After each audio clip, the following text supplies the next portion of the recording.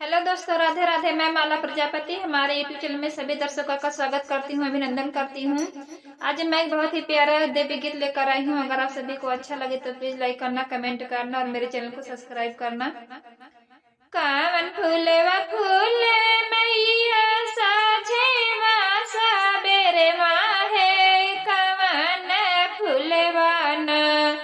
फूल ठीक दोपहरिया है, कावन फूलवा न फूल ठीक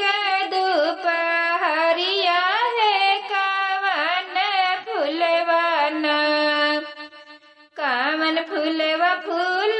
मैया साझेवा सबेरे माहे, कावन फूलवा न फूल ठीक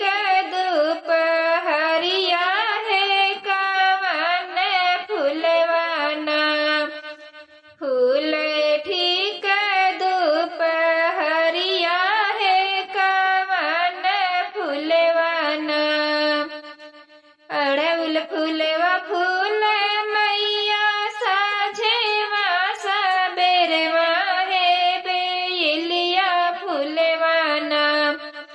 फूल ठीक दोपहरिया है, बेलिया फूलवा न फूल ठीक दोपहरिया है, बेलिया फूलवा न अड़हुल फूलवा फूल मैया साझेवा सबेरे माहे, बेलिया फूलवा न फूल ठीक दोपहरिया है, बेलिया फूलवा न फूल ठीक दोपहरिया है, बेलिया फूलवा न के कर गलिया मैया घूमे साझेवा सबेरे माहे, के कर गलिया न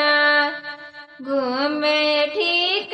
दोपहरिया है, के कर गलिया न घूमे ठीक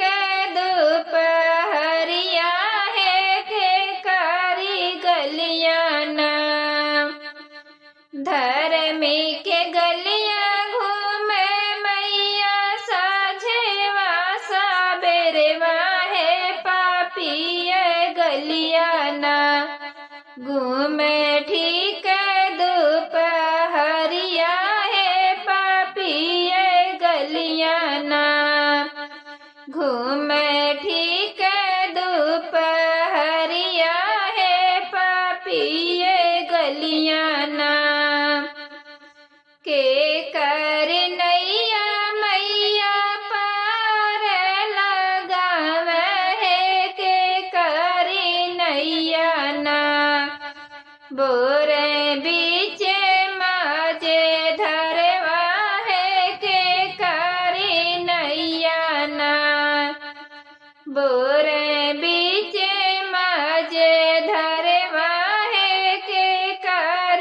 नैया न धर्मी के नैया मैया पार लगावे है, पापी नैया न बोरे बीच माजे धर्मा है, पापी नैया न बोरे